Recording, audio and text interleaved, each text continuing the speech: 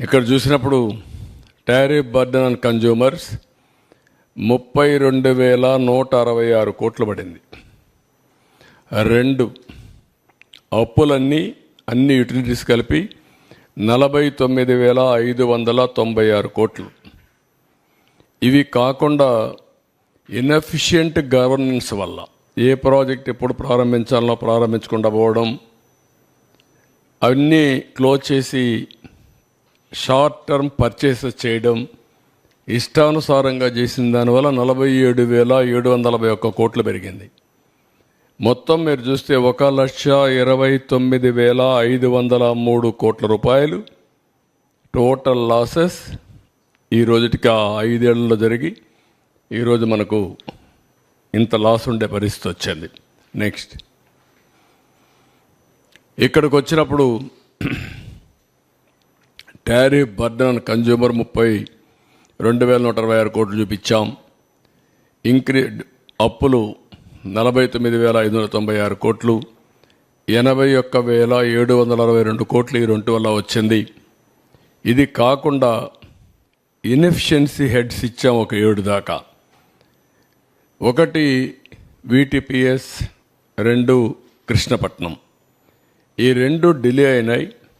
దానికి short term purchases చేశారు. 12,808 కోట్ల రూపాయలు అదనంగా భారం పడింది.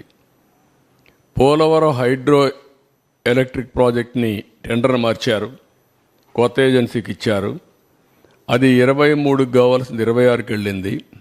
దానివల్ల 4,737 కోట్లు పెరిగింది. Additional impact of power, short term power purchase అందులో కవర్ అయింది కాకుండా చూస్తే 2,691 కోట్లు పెరిగింది.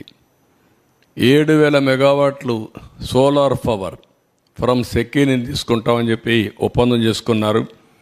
దానికి సంవత్సరానికి 3,850 కోట్లు, 25 ఏళ్ళు ఒప్పందం. అది అదనంగా 25 ఏళ్ళు పడుతుంది. ఇంకా రాబోయే రోజులు ఇంకా స్టార్ట్ కాలేదు, అది ఎప్పటి నుంచో స్టార్ట్ అవుతుంది కూడా చూపిస్తాను. తర్వాత interest burden due to borrowings 10,892 కోట్లు పడింది. Accumulate losses due to poor performance of discoms and also APPDCL 9,618 కోట్లు. బ్యాకింగ్ డౌన్ ఆ పవర్ స్టేషన్ని కెపాసిటీ తగ్గించడం, నిలిపేయడం, ఆ టైంలో షార్ట్ టర్మ్ పర్చేసెస్ కొనడం, ఇలాంటివి కొన్ని చేశారు.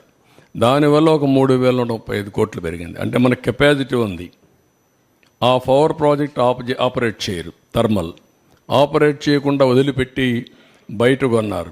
దానివల్ల కూడా విపరీతంగా పడింది. మొత్తం కలిస్తే 47,741 కోట్లు.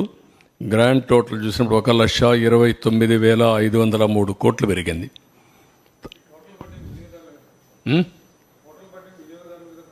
అందరికీ వాళ్ళ మీద కదా, ఎవరైనా సరే ట్యాక్స్ పేయర్స్ మనే కదా. ఇది ఒక అసమర్థ ప్రభుత్వం వస్తే ఏ విధంగా అవుతుంది, రాష్ట్రానికి ఏ విధంగా భారం అవుతుంది, ప్రజలకు ఏ విధంగా శాపంగా మారుతుందో ఇదొక కేస్ స్టడీ.